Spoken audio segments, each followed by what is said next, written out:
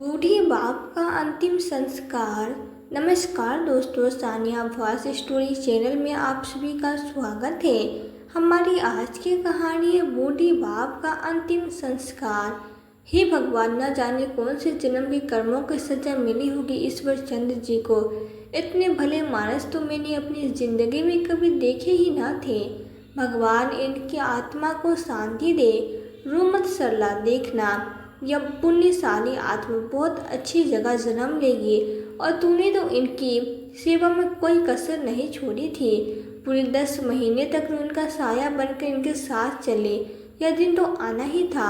यह सभी पहले ही जान चुके थे और इनके शरीर को भी तो कितना कष्ट था। भगवान ने मुक्ति दे दी इनको। सरला तो चुप हो जा, ऐसी पुण्यशाली आत्मा धरती पे कम ही होती है। सरला की पड़ोसन सरला को ढांढस बंधाते हुए कहे जा रही थी। उतने में सरला जी का बेटा राकेश भी अपने पिता के मृत शरीर को अग्नि देने वहां पहुंच गया। बेटे को देखकर सरला जी फूट फूट के रो पड़ी और रोते हुए बोली, बेटा, तेरे पापा ने तुझे बहुत याद किया। अंतिम वक्त में तुझे देखने की चाह थी उनकी, मगर यह चाह पूरी न हो पाई। सबसे बीमार पड़े थे, एक ही रट लगाए हुए थे कि मुझे राकेश से मिलना है, इसलिए कभी कभी तुझे वीडियो कॉल लगा देते थे, मगर वीडियो कॉल से संतुष्ट नहीं हो पाते थे। कहते थे बस एक बार राकेश रूबरू मिलने आ जाए, फिर से शांति से मर पाऊंगा। बहुत राह देखी तेरा बेटा, अंतिम समय में भी बस तेरा ही नाम उनकी जबान पर था। राकेश अपनी माँ को संभालते हुए बोला, माँ होने को कौन टाल सकता है। हम सभी यह बात जानते हैं कि एक न एक दिन यह दिन जरूर आएगा। पापा की बीमारी ही ऐसी थी। अब संभालिए अपने आप को। सरला जी लगातार रोए जा रही थी। नाते रिश्तेदार पड़ोसी सब उन्हें संभालने में लगे थे। राकेश ने अपने पिता के मृत शरीर के पांव छुए और उन पर फूल माला चढ़ाकर एक जगह बैठ गया। दूसरी ओर औरतों के समूह में राकेश को देखना कानाफूसी हो रही थी। उनके बगल में रहने वाली शोभा दूसरी औरतें से बोली, अब आया है विदेश से, जब पिता पर लोग सुधार गए हैं। बेचारी सरला पर फोन पे इसे आकर अपने पिता से मिलने का कहती, मगर ये एक बार न आया। पूरे 10 महीने ईश्वर चंद्र जी बीमार रहे और हर बारी ईश्वर चंद्र जी भी यही कहते, एक बार राकेश को देख लेता, उसके बाद भले प्राण चले भी जाए तो कोई बात नहीं। बेटे को पिता की इतनी गंभीर बीमारी में भी उनसे मिलने तक का समय नहीं मिला। वो तो अच्छा हुआ चंद्र जी के नौकर का बेटा राजू और उनकी पत्नी माया साथ थे, वरना बेचारे सरला अकेले कैसे इतना सब संभालती। समूह में से दूसरी औरत बोली, इसके बीवी बच्चे विदेश में क्यों नहीं आए। पिता के मरने पर ही कम से कम अपने परिवार से आता।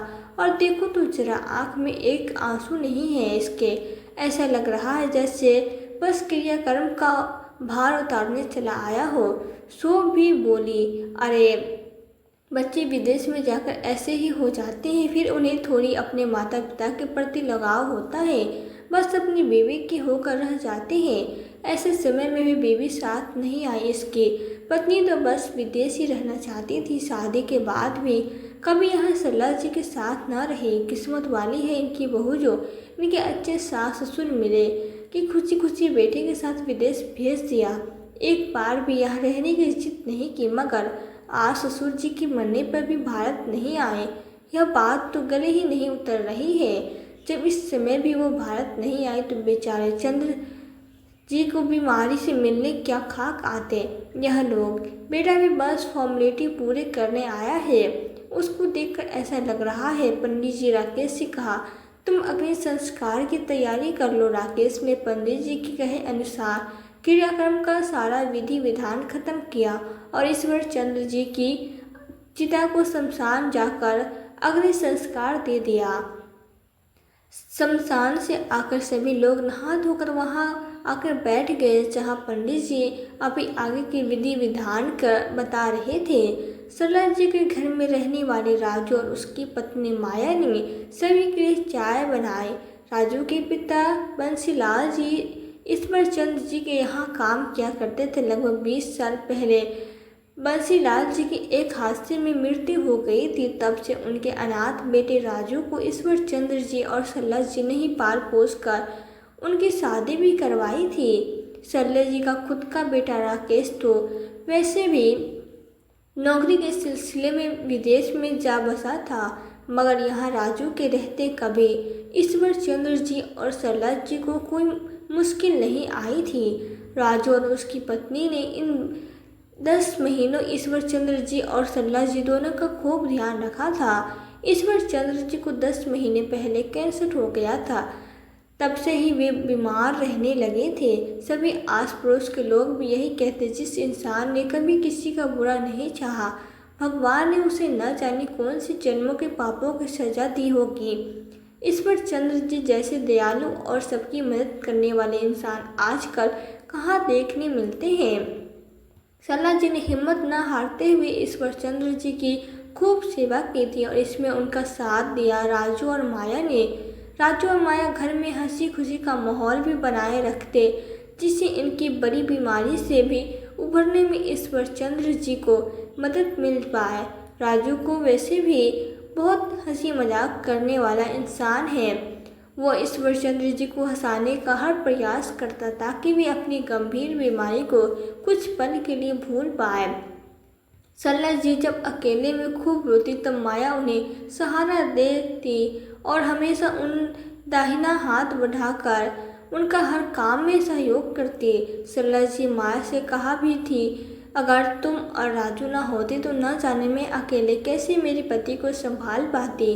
राकेश और उनकी पत्नी को भी तो पिता से मिलने आने तक की फुर्सत नहीं है। सरला जी खुद की बहू को जो विदेश में रहती थी उसे तो सरला जी से मतलब ही कहाँ था। राकेश की नौकरी जब से विदेश में लगी थी तब से उसने भारत का रुख करना ही बंद कर दिया था।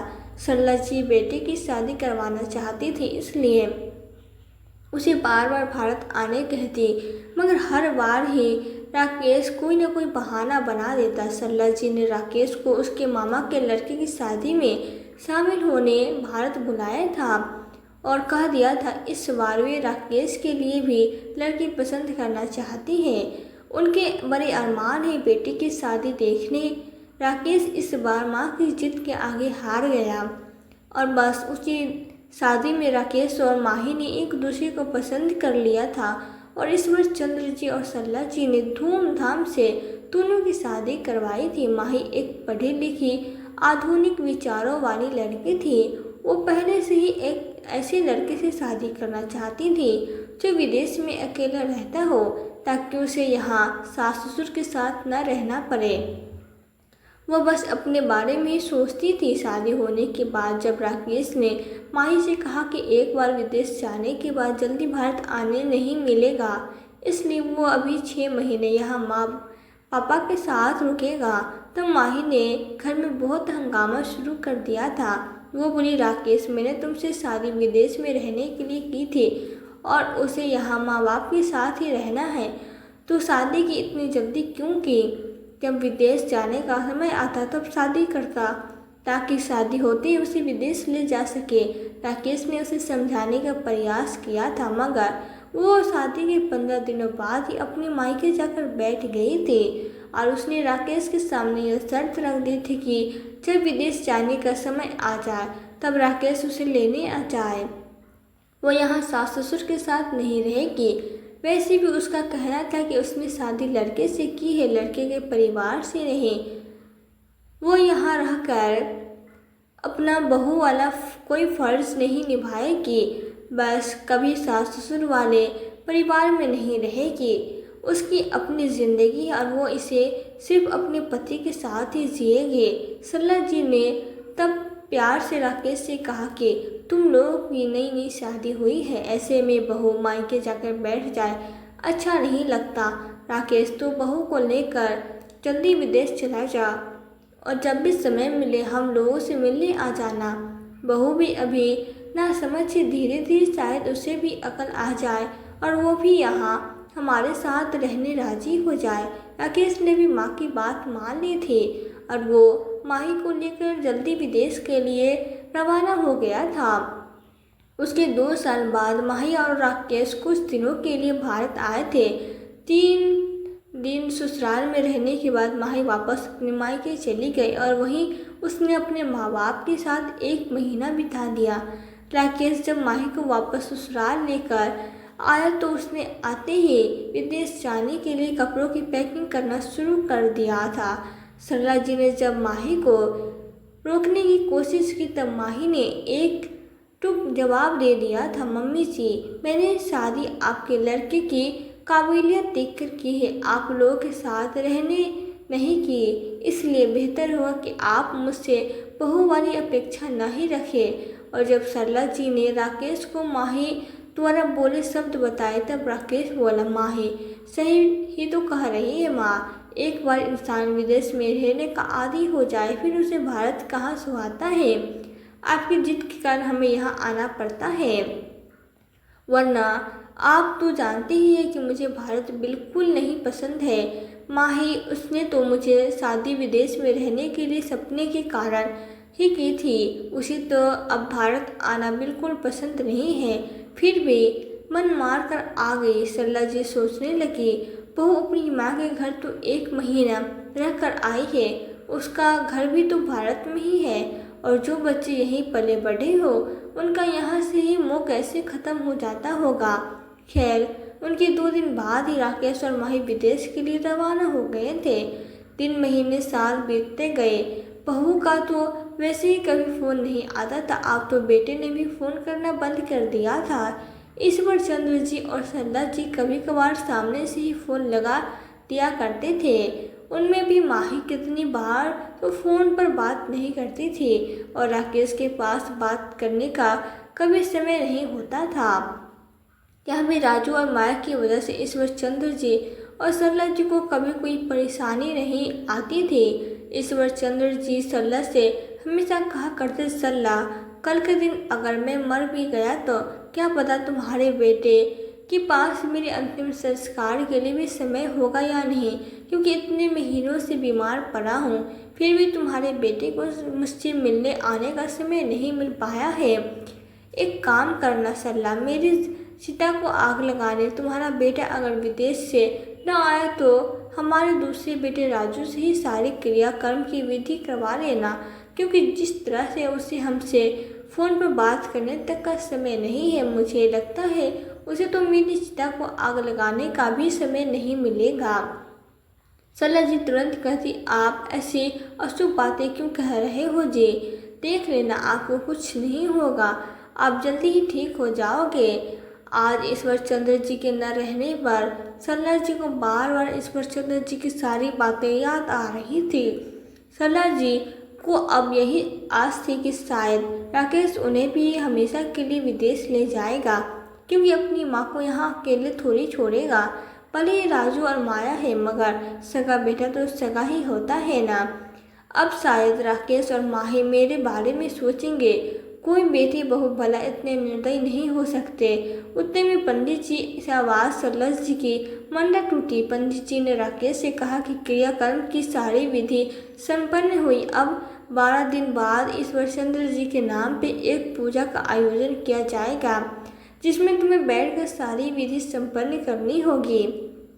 राकेश बोला, पंडित जी मेरे पास इतना समय नहीं है, वहाँ विदेश में मेरी बीवी अकेली है, इसलिए मैं कल ही वापस निकल रहा हूँ। पूजा आप आज ही रख लीजिए। पंडित जी बोले, बेटा पूजा का आयोजन 12 दिन बाद ही किया जाता है, शास्त्रों के हिसाब से ये विधि विधान करना होता है।